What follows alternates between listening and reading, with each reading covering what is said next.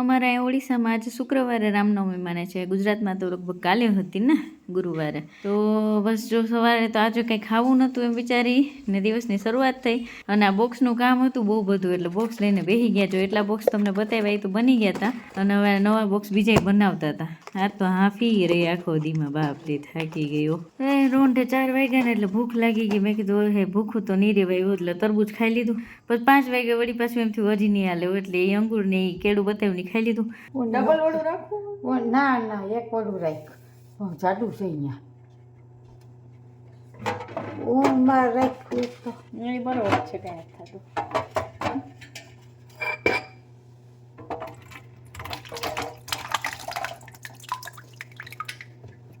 નાખજો.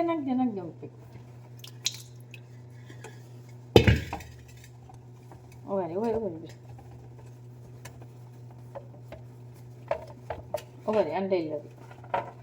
બસ હવે આમ જ પકડી રહ્યો છું.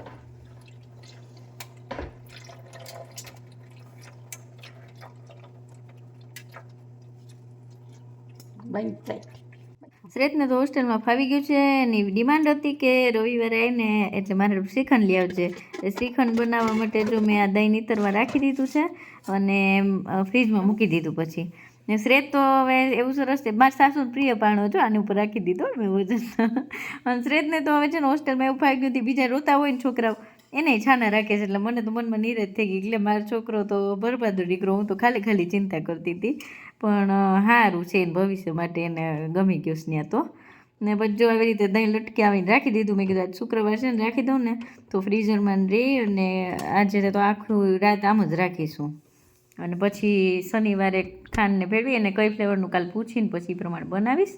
અને જો આ બોક્સના ઢગલા અમારે આટલા બોક્સ આ બધા બનાવ્યા તો આગલી દિવસે કાલે મતલબ ને આજે બનાવ્યા આટલા બધા આજે બનાવ્યા. થાકી ગયા હોય તો કાંઈ નહીં, ખાલી બોક્સમાં દી ગયો.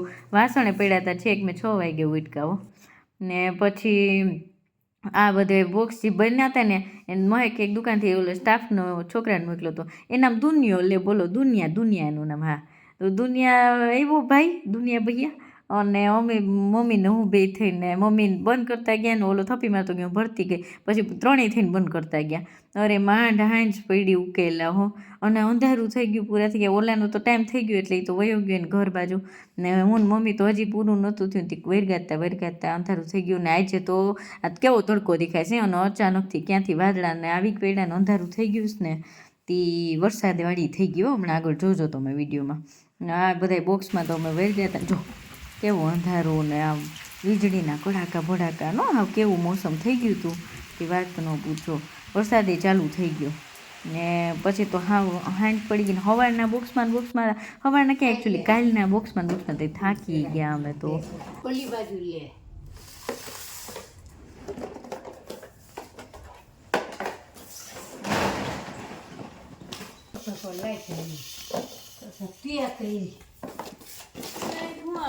વીજળી કડાકા ભડાકા કચરો આવ્યો અત્યારે વાર કાંઈ કરતા નહીં તો ભલે બાપા ઉપર તો આનો દુખી.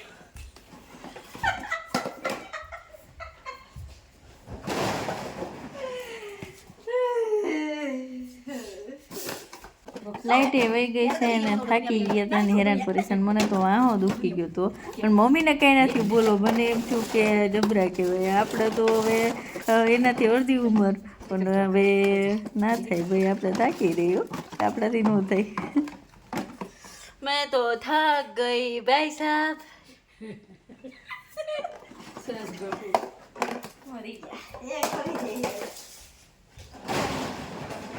મારે જૂનો લસાઈ ગયો. માં તો પાણી નહીં ખાધા અડધા પીલા વાળા ઢગલા છે ને ખોયરા. આજ તો લાઇટ વિના વિડીયો એવો બન્યો છે હો, એટલે ભાઈ એડજસ્ટ કરી લેજો. કારણ કે આજે તો અમારી દિનચર્યા રોજ મૂકું છું એટલે આજે મૂકી દીધું. બાકી આજના વિડીયો કંઈ ભલી હાર નથી. હા તો પોતું એસે કરવું જોઈએ મારી બહુ કઈ નહીં કરી. રોમ કઈ આવવાનું નથી તમને. તમારી બહુ જ ભરી રાખજો. મારી બહુ ક્યાં જાય આજે ગચરાઈ લઈએ પવન